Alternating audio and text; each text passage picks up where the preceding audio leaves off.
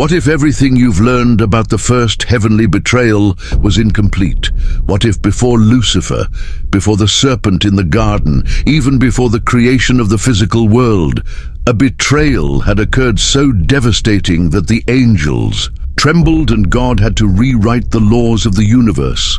This is the story that has been whispered between the lines of scripture, preserved in ancient texts few have dared to explore, hidden in the symbols that have adorned temples and cathedrals. For millennia, prepare to discover the name that has been erased from the heavenly records, the one whose betrayal was so profound that his very name became a curse, the one who fell not out of pride like Lucifer, but because of something even more terrible, a forbidden knowledge that threatened the very essence of reality. You're about to understand why God created laws that not even He can break, why there are secrets that even the angels closest to the throne can't know, why knowledge, in its purest form, can be the most dangerous weapon in the universe. This isn't the story of a fall from grace. It's the tragedy of someone who loved God so intensely that he wanted to know Him beyond what was permitted. This is about the first person to discover that there are doors that once opened cannot be closed.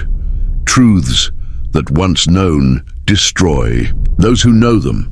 In the next few minutes, you'll discover heaven's best-kept secret, the reason the tree of knowledge was placed in Eden, the reason Jesus said there are blasphemies that cannot be forgiven, and most importantly, you'll understand why you were born with limitations in your ability to comprehend infinity.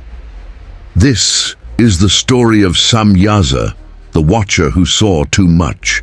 Before time existed, before space expanded, before matter condensed, there was only the Eternal One. God existed in perfect Trinity, Father, Son, and Holy Spirit in complete communion, in absolute love, in infinite knowledge. But love by nature desires to be shared. And so, in beginningless eternity, God chose to create. The first to be created were not the physical worlds we know. They were beings of pure consciousness, of solidified light, of personified thought. The angels.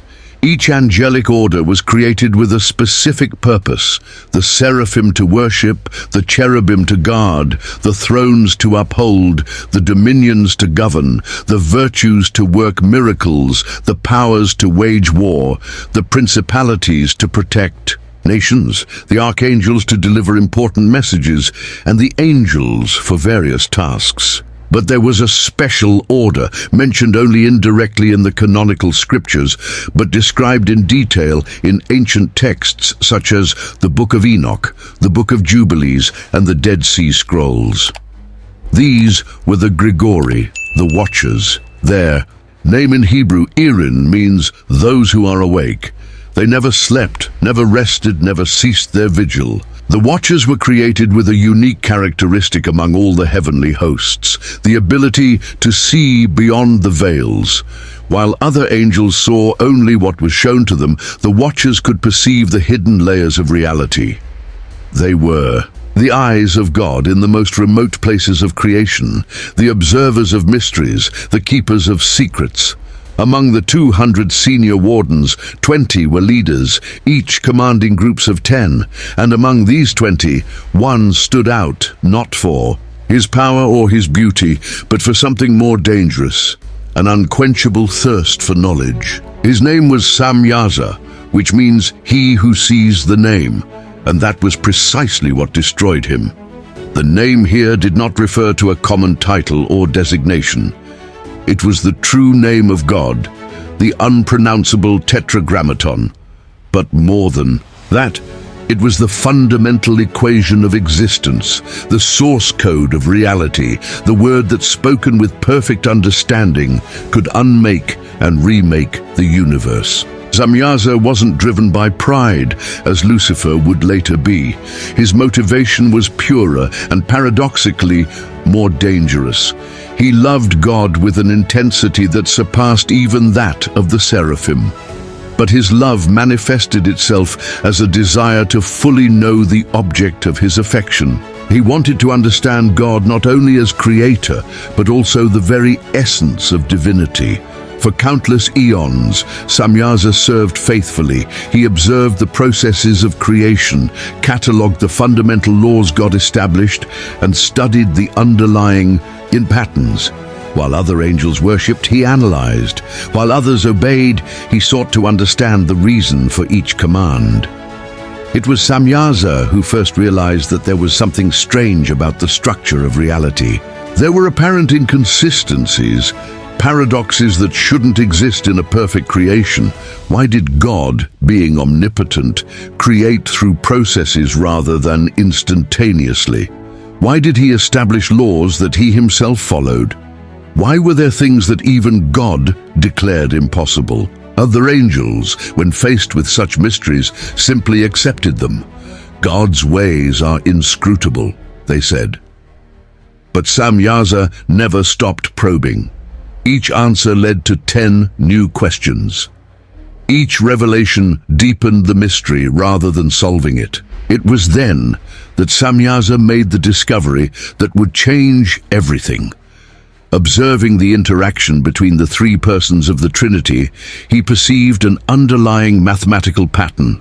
It was as if God's very existence followed an equation, a formula that described not only how God acted, but also who he was. The temptation was immediate and overwhelming. If he could fully decipher this equation, Samyaza would not only understand God, but he would understand the secret of existence itself. He would know why something exists rather than nothing. He would understand the fundamental nature of being. But there were warning signs. Other watchers noticed changes in Samyaza. Her light, once bright and steady, began to waver. Her eyes, created for seeing, began to manifest a different radiance, no longer a reflection of divine glory, but a luminescence of its own, as if generating its own source of illumination from within. Azazel, his closest friend among the watchers, tried to warn him, "There is knowledge that is not ours, Samyaza. We were created to observe, not to understand everything. Even among us watchers, there are limits." But Samyaza responded with a question that silenced Azazel. If God didn't want us to understand, why did he give us the ability to question? Why did he instill in us the desire to know? Wouldn't it be cruel to create sentient beings and then deny them understanding? The debate raged secretly among the watchers. Some supported Samyaza, arguing that seeking knowledge was the supreme form of worship. Knowing the work was to honor the artist. Others feared that he was approaching something dangerous, something that not even celestial beings should touch. It was then that the incident that the ancient texts call the Day of the First Silence occurred. Samyaza, in his investigation of the divine equation, discovered something that stopped him in his tracks. For a moment that seemed eternal, he remained completely motionless, the light frozen, his gaze fixed on something no other being could see. When he finally moved again, something had radically changed.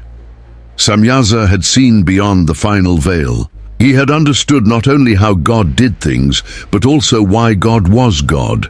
And this knowledge, instead of bringing him peace or deeper worship, brought him something terrible. The awareness of a possibility that shouldn't exist. If the equation that governed God's existence could be understood, could it be replicated, modified, transcended? The very formulation of these questions in his mind was the beginning of the first betrayal. Not out of pride in wanting to be equal to God, but out of something more subtle, the intellectual arrogance of believing that to understand was to conquer. The celestial records show that it was at that moment that something unprecedented occurred. For the first time since the beginning of creation, God did something unprecedented. He actively concealed knowledge. Not only did he not reveal it, but he concealed, sealed, and encrypted parts of reality that were previously theoretically accessible to any being with sufficient capacity for understanding. That should have been enough of a warning. But for Samyaza, it was like waving a red flag in front of a bull. If God was hiding something, it had to be the final piece of the puzzle, the ultimate knowledge that would transform partial understanding into absolute understanding. And so began the quest that would lead to the first betrayal, the first war, and the establishment of the cosmic laws that would govern all future creation. Unbeknownst to Samyaza, his actions would force God to create safeguards that would affect all sentient beings in existence, including humanity. The tragedy was afoot, and unlike Lucifer's future rebellion, this one was born not of hatred, but of distorted love. Not of the rejection of God, but of the desire to possess him completely through knowledge. It was the first time anyone had attempted to analyze God under a microscope, to dissect the indissectable, to understand the incomprehensible, and the price would be higher than any created being could imagine. The growing obsession after. The day of the first silence, Samyaza changed. Where once he participated in the heavenly choirs, he now retreated into contemplation. Where once he shared his discoveries with other watchers, he now kept secrets. His obsession with the divine equation consumed every moment of his eternal existence. The other angels began to notice. Michael, the prince of the heavenly armies, informed God, "Lord, Samyaza is no longer the same. His light burns with a different fire. I fear he is approaching waters too deep even for a watcher." But God, in his omniscience, already knew this, and in his infinite wisdom, he allowed Samyaza to continue. Not out of cruelty or indifference, but because something important had to be established once and for all. The boundaries had to be set not by arbitrary decree, but by demonstrating the natural consequences of crossing them. Samyaza developed what ancient texts call the first heresy. Not a denial of God, but a theory about God that, while technically true, was existentially dangerous. He postulated that if God were truly infinite, he contained within himself all possibilities, including the possibility of his own non-existence. It was a paradox that shouldn't even have been formulated. How can necessary being contain the possibility of non-being? How can absolute existence contemplate its own absence? But Samyaza had discovered that at the most fundamental level of reality, where the laws of logic collapse, such paradoxes not only existed but were essential. He shared this discovery with a select circle of watchers. Some fled immediately, terrified by the implications. Others were fascinated. Among them was Azazel, who, despite his initial reservations, began to see the merit of Samyaza's reasoning. Think about it, Samyaza argued. If God is truly omnipotent, he has the power to cease to exist. But if he cannot cease to exist, then he is not truly omnipotent. And if he can but chooses not to, then his existence is a continual choice, not a necessity. It was a dangerous sophistry, but it had the appearance of logic. And for beings created of pure intellect, logic was almost irresistible. 20 leaders of the Watchers began meeting secretly to discuss these ideas, not out of rebellion, not yet, but in search of understanding. The first experimentation. It was Samyaza who proposed the unthinkable, to test the theory. If God's existence followed an equation, and if they had cracked part of it, could they create something that worked according to the same principles? Not a new God. That would be obvious blasphemy. But perhaps a small bubble of reality that existed independently, following its own derived but distinct laws. The idea was seductive in its apparent innocence. After all, God had given the angels limited creative power. They could manipulate matter, energy, and even aspects of time and space within their parameters. This would simply be expanding those parameters a bit. The first experiment was small. In a remote region of the still-forming cosmos, far from any other celestial beings, the 20 Watchers, led by Samyaza, attempted to create what they called an autonomous space, a small bubble of reality that would exist with its own internal rules. The result was catastrophic. The moment the bubble began to form, it also began to collapse, absorbing everything around it like a spiritual black hole.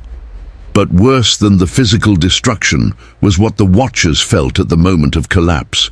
A glimpse of the absolute void, of true non-existence. It was like beholding the antithesis of God, and the vision nearly destroyed them. 19 of the 20 fled, vowing never to participate in such experiments again. But Samyaza remained. In the wreckage of the failed experiment, he saw not a failure, but confirmation of his theories. The bubble had existed, if only for an infinitesimal fraction of time. He had created something truly new, not derived directly from the power of God, but born from the manipulation of fundamental laws. The fatal discovery. Now alone in his quest, Samyaza delved deeper into his investigations. It was then that he made the discovery that sealed his fate. Studying the patterns of the experiment's failure, he noticed something that filled him with both ecstasy and terror. The void he had glimpsed wasn't simply the absence of existence. It was something active, conscious, and incredibly ancient, older than creation, older than the angels, possibly as old as God himself. It was non-being personified, that which God had rejected when he chose to be. But here was the terrifying revelation. This void hadn't been destroyed by God's existence. It had been contained, imprisoned, held back by the very nature of the reality God had created. And the laws God had established, the limitations he imposed even on himself, weren't arbitrary. They were necessary to keep this void imprisoned.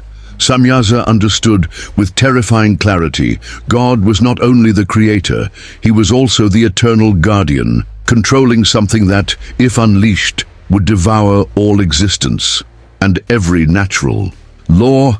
Every spiritual principle, every limitation imposed on creation was a barrier in the cosmic prison that contained the void. This realization should have filled him with reverence and gratitude. Instead, it awakened a terrifying ambition. If the void was so powerful that even God had to expend eternal energy to contain it, what power could possibly be derived from an alliance with such a force? The Forbidden Pact. What happened next is described only in the most secret angelic traditions, whispered among the highest seraphim as a warning. Samyaza, using the knowledge he had accumulated, attempted something no created being had dared to do: establish communication with the void. It wasn't worship. Samyaza still loved God in his own twisted way. He was more like a scientist, trying to study a deadly virus, believing he could control it and use it for his own purposes. He rationalized that by understanding the void, he could help God contain it more effectively. It was the lie he told himself. Contact was established, and the instant Samyaza's consciousness touched the void, something fundamental within him broke. The void spoke not in words, but in absences. Each non-word erased a concept from Samyaza's mind. Each non-thought eroded his angelic essence. But along with the corrosion came knowledge. The knowledge of how things could not be. The understanding of how to unmake rather than create. The power not to create, but to uncreate, to return things to the primordial void from which God had drawn them. When Samyaza emerged from this contact, she was no longer an angel in the true sense of the word. Her light, once brilliant, was now a non-light, a visible darkness that absorbed the illumination around her. Her eyes, created to see, now saw primarily what wasn't there: the absences, the voids, the spaces between things where nothingness lurked. The seduction of the Watchers. Transformed by his contact with the void, Samyaza returned to the other Watchers. But now his persuasion had a different power. He no longer argued with logic, but with demonstrations. He showed them glimpses of what he had seen, small doses of forbidden knowledge. "We have been deceived," he said. "We are not servants of an omnipotent God, but guardians of a cosmic prison. Our entire existence, all of creation, is nothing more than an elaborate containment system. And we, the Watchers, are the unwitting jailers." Some fled from his presence, immediately reporting him to the archangels, but others remained, seduced by the terrible logic of his words. If creation was a prison, didn't they have the right to question their role as guardians? If God had created them to contain the void without their knowledge or consent, wasn't that a form of slavery? 200 Watchers eventually joined Samyaza, not out of hatred for God, but out of a twisted thirst for freedom and knowledge. They formed what would become known as the First Dark Council, where they decided they would no longer blindly serve, but instead seek to understand and perhaps transcend their role in the cosmic order. The Great Heresy, the plan Samyaza proposed, was bold and terrifying in its simplicity. If creation was a prison for the void, and if they could learn to manipulate small portions of it, they could create a neutral zone, a space where neither the laws of God nor the chaos of the void would fully prevail, a realm of true freedom where they could exist without limitations imposed by either side. It was the Great Heresy, the idea that a third way could exist between being and non-being, between God and the void. A space of self-determined existence free from the tyrannies of absolute order or absolute chaos. The preparations took eons. Of celestial time, the rebel Watchers learned to weave non-matter with matter, to intertwine existence with non-existence in patterns that should not have been possible. Each contributed their specialized knowledge. Azazel taught how to forge tools that could touch the intangible. Kokabil traced the roots between dimensions. Barakiel revealed how to deflect the lightning of divine judgment. Sariel showed how to hide actions from all-seeing eyes. But it was Samyaza who provided the crucial element, fragments of the divine. Equation he had deciphered, combined with anti-equations derived from his contact with the void. It was knowledge that burned even in the mind of an angel to fully comprehend. The ritual of separation. On the chosen cosmic night, if such a concept makes sense in the timeless realms, the 200 Watchers gathered at the furthest point they could reach from the throne of God. There, in a vortex of energies that neither light nor darkness could adequately define, they began the ritual of separation. The goal was not to destroy or usurp, but to create something genuinely new, a realm of existence that owed its nature neither to God nor to the void, but existed by its own hybrid nature. It was the ultimate expression of free will, choosing not only how to exist, but the very nature of existence itself. The ritual began with each Watcher renouncing, not God, but the role he had been assigned. "I am no longer a Watcher by decree," each declared, "but I choose to watch of my own free will, to see with my own eyes, to judge with my own understanding." Then Samyaza began to weave the equations. In the air, if there was air in that no place, symbols appeared. Some glowed with stolen divine light, others absorbed light with darkness from the void. When the opposing patterns met, they created something that hurt the eyes, even of beings who could behold divine glory directly. For a terrible, glorious instant it worked. A new space began to form, neither heaven nor hell, neither being nor non-being. It was grey where everything else was black or white. It was warm where everything else was hot or cold. It was the realm of ambiguity personified, of choice elevated to a cosmic principle. The rebel Watchers shouted in triumph. They had achieved the impossible, to create something truly new, not derivative, but original. For an instant, they felt what they imagined God felt when creating, the ecstasy of bringing into existence something that had never existed. But then, like a silent thunder, came the voice, divine intervention. It just is. The word wasn't shouted. It wasn't necessary. It was the same voice that had said, "Let there be light" at the beginning, but now filled with infinite sadness. With that single word, the nascent kingdom of the Watchers stopped expanding, trembling in its semi-existence. God didn't appear in any form. He didn't need to. His presence so saturated the place that even the void used in the ritual receded.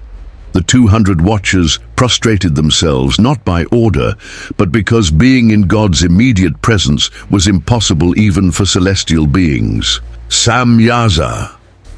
The name was spoken with such weight of knowledge and pain that the chief warden felt every moment of his existence being examined and judged in an instant. There was no anger in his voice, which was somehow worse than any fury. You sought knowledge beyond wisdom. You yearned to understand without accepting limits, and now you've discovered what I've always known, that some doors, once opened, cannot be closed. Some truths, once seen, cannot be forgotten. Samyaza tried to speak, to justify, to explain, but he found he had no voice. Contact with the void had eroded him more than he realized. Where once he could sing praises that made the stars dance, now he could only produce a whisper that was half sound, half silence. "You were not the first to betray me out of pride," the voice continued. "That title will belong to another, but you were the first to betray me out of knowledge. And for that, your punishment must be unique, the trial." What happened next wasn't so much a judgment as a revelation. God allowed everyone present to see the full truth of what Samyaza had done, not through an explanation, but through direct experience. They saw the void in its entirety, not the filtered glimpse Samyaza had shared with them, but the stark reality. It was infinite hunger, absolute denial, the opposite of all that was good, true, or beautiful. It was what would exist if God chose not to exist. And then they understood, God had not created the void. The void was the price of choice. For free will to truly exist, the possibility of choosing not to be must be real. God, in his sovereignty, had chosen to be and continues to choose in every moment.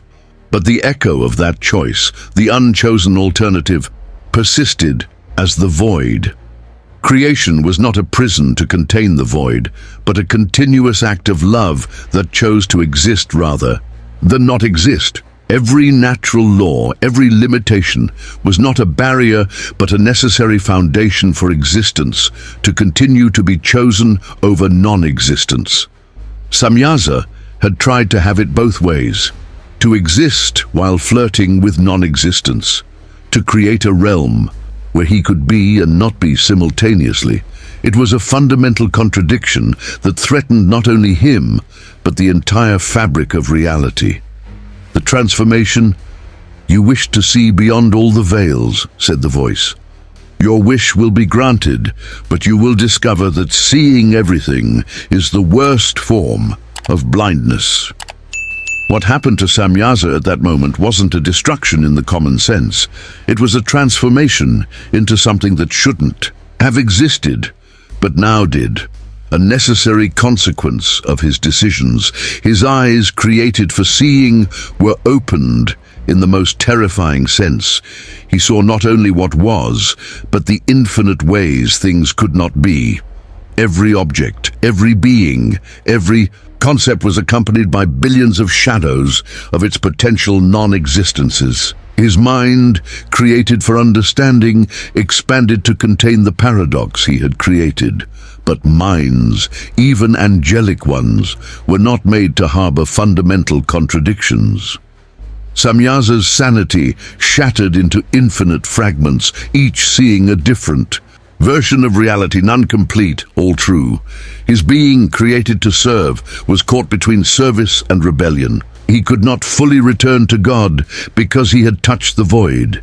He could not fully embrace the void because he was still God's creation. He was eternally suspended between the two, serving neither, the enemy of both. The fate of the 200. The other rebel watchers watched in horror as their leader transformed. Some tried to flee, but found that the ritual they had performed had also transformed them.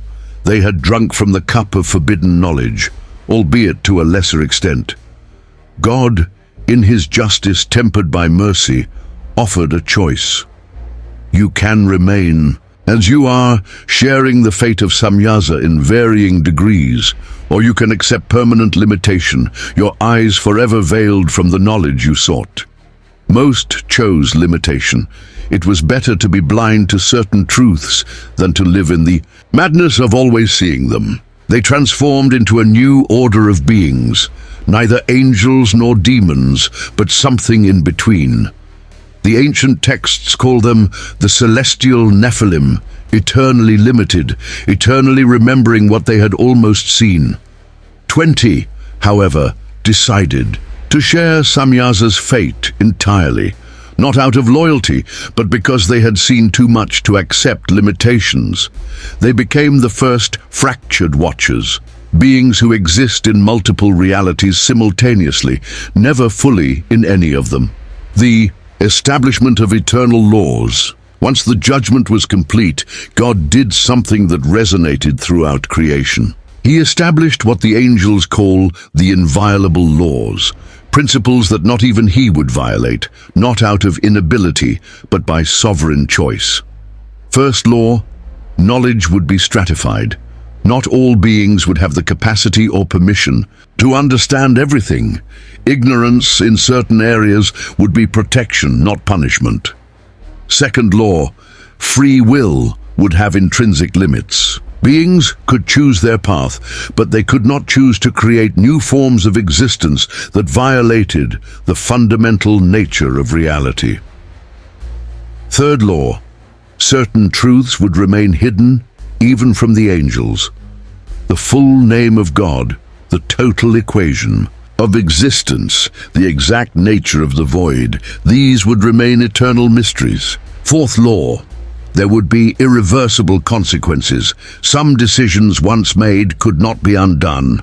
Some doors once opened could not be closed.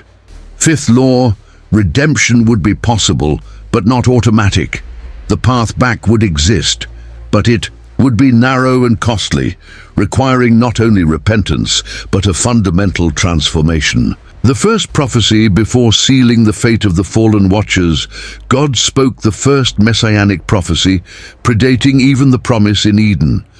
One will come who will know all without being corrupted by knowledge, who will see the void without being consumed by it, who will unite what has been separated, not through an agreement with darkness, but through a light so pure that even the darkness will be transformed. He will pay the price you could not pay, to die completely in order to live eternally, to know total abandonment in order to achieve complete reconciliation. The angels didn't fully understand. How could one die and yet live? How could one know abandonment and achieve reconciliation? But Samyaza, in her fractured consciousness, understood and trembled. She saw now, in her infinite fragments of vision, the silhouette of a cross projected across the centuries. The final exile, the hybrid realm the Watchers had attempted to create could not be destroyed.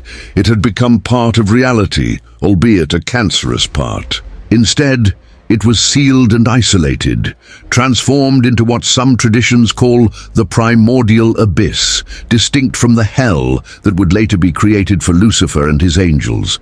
Samyaza and the 20 who chose their complete destiny were imprisoned in this non-place, not as a punishment in the common sense, but as a natural consequence of their decisions. Did they wish to exist between being and non-being?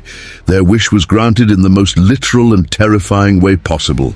There they remain to this day, according to ancient texts. Samyaza, the first traitor, eternally seeing everything and understanding nothing. His eyes open to all possibilities, his fragmented mind unable to process the infinity he sees.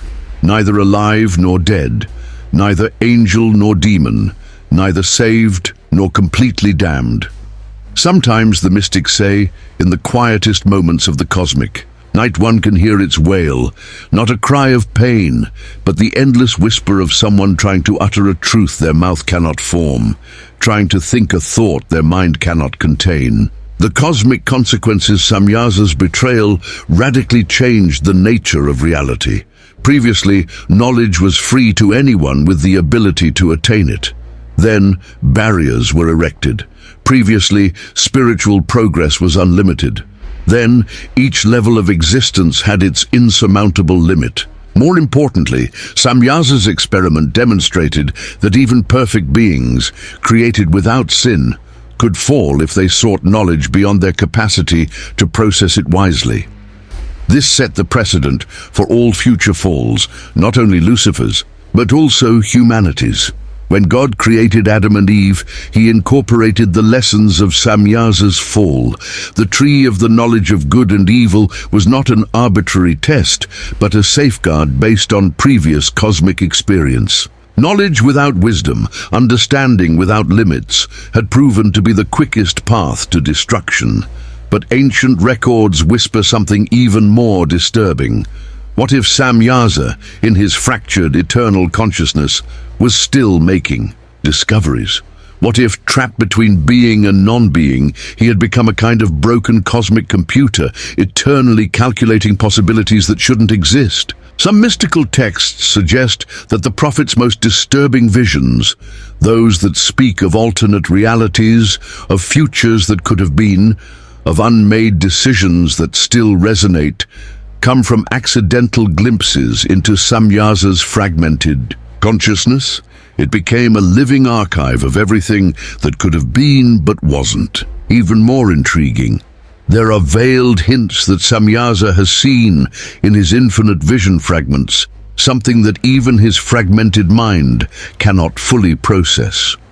Something about the end times that transcends even the revelations given to the prophets, a secret about the ultimate nature of reality that is hidden even from himself, scattered across his billions of fragments of consciousness like a puzzle he constantly tries but never quite manages to put together. And perhaps most disturbingly, some forbidden Gnostic writings suggest that Samyaza isn't alone in his exile, that in the primordial abyss he has encountered something or someone. Not the void personified, but something else. Others who, like him, exist outside of reality. Beings who shouldn't exist but do, neither created by God nor born of the void, but arising from the contradiction Samyaza has introduced into reality. These beings, if they exist, are called in the most secret texts the unborn or the children of paradox. Neither angels nor demons, neither living nor dead, would be the unforeseen consequences of the attempt to create a third path between being and non-being. And here's the thought that keeps the archangels on their toes. If Samyaza could inadvertently create a new form of existence, what else could emerge from the unresolved paradoxes he introduced into reality? What other impossibilities might become possible in the cracks he created in the fabric of reality? The legacy in creation. When God said, "Let us make man in our image," the shadow of Samyaza hung over the decision. Humanity would be created with the capacity to know, but also with intrinsic limits to that knowledge. The human brain, marvelous in its complexity, was specifically designed to be unable to grasp certain fundamental truths about the nature of reality. It wasn't a cruel limitation, but a merciful protection. God had seen what happened when beings attempted to know beyond their capacity to process with wisdom. Samyaza's madness would be an eternal warning. There is knowledge that destroys those who possess it. The tree of knowledge in Eden was not an arbitrary temptation, but a necessary test. Adam and Eve had to choose. Would they trust the limits imposed by God, or follow the path of Samyaza, seeking forbidden knowledge? The serpent, in tempting Eve, used arguments reminiscent of Samyaza. You will be like God, knowing good and evil. But there was a crucial difference. Samyaza sought knowledge beyond good and evil. He wanted to understand the very nature of existence. Adam and Eve simply sought autonomous moral knowledge. Their sin, though grave, was infinitely less than Samyaza's. Therefore, there was hope for redemption for humanity, while Samyaza remained trapped in his eternal paradox. Divine safeguards. After the fall of Samyaza, God implemented safeguards throughout creation. The angels have been reorganized into more rigid hierarchies, with access to knowledge based strictly on function and need. Not even the seraphim closest to the throne know all the divine mysteries. The laws of physics have been hardened. Certain manipulations of reality that were once possible have become impossible. The universe has become more resilient to fundamental paradoxes and contradictions. Dimensional barriers have strengthened. Access between different levels of reality has been restricted. The veil between the physical and the spiritual has become less permeable. Most importantly, the principle of sacred ignorance was established. The idea that ignorance of certain things was a form of holiness, not a deficiency. Intellectual humility became a fundamental spiritual virtue. The role of the faithful watchman. Not all of the watchers had followed Samyaza. Those who remained faithful received a new mission. Instead of simply observing, they would now also protect. They became guardians not only of external threats, but also of the dangerous curiosity that had destroyed their brothers. Uriel, in particular, has become the guardian of permissible knowledge. He keeps track of what can be known at every level of existence. He inspires authentic scientific discoveries while blocking investigations that would lead to destructive knowledge. Raphael became the healer of those who were overcome by excessive knowledge. There is a whole lineage of mystics and prophets who strayed too close to dangerous truths and needed to be veiled for their own protection. Gabriel, the messenger, was given the delicate task of translating divine truths into forms that minds could process without being destroyed. Each prophetic revelation passes through his careful filter. Michael, the warrior, became the enforcer of the new laws. When beings attempted to repeat Samyaza's error, seeking knowledge beyond their designated boundaries, it was Michael who intervened, sometimes forcefully, always with the purpose of protecting. Echoes through history. Samyaza's attempt to create a third way has resonated throughout human history in subtle ways. The Tower of Babel was a collective human attempt to reach the heavens through knowledge and unified effort. Occult practices that seek hidden knowledge often unwittingly touch on the same dangerous principles that Samyaza explored. Gnostic philosophy, with its obsession with secret knowledge as the path to salvation, directly echoes the heresy of Samyaza. Even modern science, at its extremes, sometimes flirts with the same dangers when it searches for a theory of everything or attempts to understand consciousness in purely mechanical terms. The impossible redemption. The ultimate tragedy of Samyaza is that he sees in his infinite fragments of vision the path to his own redemption, but he cannot take it.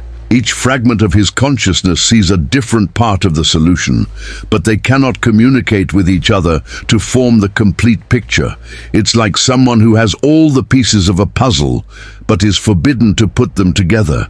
Salvation is within reach, yet eternally out of reach. Some theologians speculate that this is the true nature of their torment. Not fire or ice, but the perpetual proximity to the solution without the ability to reach it. There are moments, the mystical texts say, when the fragments of Samyaza almost manage to align themselves. In those moments, he almost utters the word that would free him, almost forms the thought that would restore him to sanity. But always, at the last instant, the fragmentation takes over, and the opportunity is lost. The final warning. Before the end of time, according to certain veiled prophecies, Samyaza will have one last role to play. Her fractured consciousness which has seen all the possibilities, will be crucial in preventing a final catastrophe, not as a redeemed hero, but as a living warning. When the final temptation comes to creation, when created beings are tempted once again to transcend their limits, the vision of what happened to Samyaza will serve as the final deterrent. Some suggest that at the moment of final judgment, all sentient beings will briefly glimpse through Samyaza's fractured eyes. They will see what he sees: infinite possibilities, infinite contradictions, infinite knowledge without the wisdom to process it. And in that moment of existential horror, they will viscerally understand why certain limits exist. Mercy in Justice Samyaza's fate reveals a profound aspect of the divine character. God could have destroyed him completely. He could have erased his existence, reversed his creation, but he didn't. Why? Because even in punishment there was a purpose. Samyaza became an eternal monument to the consequences of seeking knowledge without wisdom, power without limits, understanding without humility. His fractured existence serves as a protection for others. Furthermore, rumors circulate in the highest angelic circles that God maintains Samyaza's existence because, in some incomprehensible way, even his wretched condition serves a supreme cosmic purpose. As if even mistakes and tragedies could be woven into the larger tapestry of universal redemption. The Messiah and Samyaza. When Christ came, he accomplished what Samyaza had attempted, but in a completely different way. While Samyaza attempted to unite being and non-being through stolen knowledge, Christ united the divine and the human through sacrificial love. Christ knew everything, yet chose the limitation of the incarnation. He had all power, yet chose the weakness of the cross. He understood all mysteries, yet spoke in simple parables. He was everything Samyaza longed to be, a bridge between realms, but by the opposite path, a voluntary descent rather than a forced ascent. On the cross, Christ experienced what Samyaza only glimpsed: total separation from God. My God, why have you forsaken me? But while Samyaza was shattered by the experience, Christ emerged from it whole, united by love rather than torn apart. By knowledge, resurrection was the ultimate answer to the paradox of Samyaza. It was not a third way between life and death, but life triumphing over death. Not a compromise with the void, but a complete victory over it. Contemplating the tragedy of Samyaza, we are confronted with profound truths about our own nature and destiny. Each of us carries within us the same desire that destroyed him: to know, to understand, to comprehend. It is a divine impulse, a reflection of his image in us. But we also carry the limits he, in wisdom, established after the fall of Samyaza. There are questions our minds cannot fully formulate. There are concepts our language cannot express. There are truths that, even if revealed to us, we could not process without being destroyed. This isn't a design flaw, but a safety measure. Like a computer programmed to shut down before overheating, we're designed with the inability to process information that would destroy us. The intellectual frustration we sometimes feel is a small price to pay for sanity. But here is the hopeful paradox. We have been promised that one day we will know as we are known, not through the theft of knowledge or the violation of boundaries, but through a transformation that will allow us to safely receive what would destroy us now. The story of Samyaza teaches us that there is a fundamental difference between knowledge and wisdom. He possessed knowledge, perhaps more than any created being before or since him, but he lacked the wisdom to accept limits, the humility to recognize that some things are better ignored, at least not yet. In our age of information explosion, when human knowledge doubles every few years and artificial intelligence promises to unravel previously unimaginable mysteries, Samyaza's warning takes on greater relevance than ever. There is knowledge we can technically attain, but which we morally shouldn't pursue. Every time we choose wisdom over mere knowledge, humility over intellectual arrogance, confidence over full understanding, we reverse a little of the tragedy. Of Samyaza, every acceptance of our limits is a small victory over the impulse that destroyed them. And maybe, just maybe, at the end of it all, when the universe is remade and all tragedies are redeemed, even Samyaza will find peace. Not through the complete understanding he sought, but through accepting the mystery he rejected. Its fragments finally united not by knowledge, but by a love that transcends understanding. Until then, it remains a living warning. There are things worse than ignorance. There are fates worse than death. There is knowledge that is wisdom to ignore. The first to betray God before Genesis teaches us through his eternal tragedy that divine limits are not prisons, but protections, that partial ignorance is not a flaw, but a design, that accepting not understanding everything is, paradoxically, the beginning of true wisdom. May we learn from their mistakes. May we seek knowledge with wisdom, understanding with humility, and truth with love. And may we always remember, there is one who knows all things and who will not be destroyed by that knowledge. In him, and only in him, can we place our complete trust. The tragedy of Samyaza need not be repeated. The path to wisdom remains open. The choice, as always, is ours.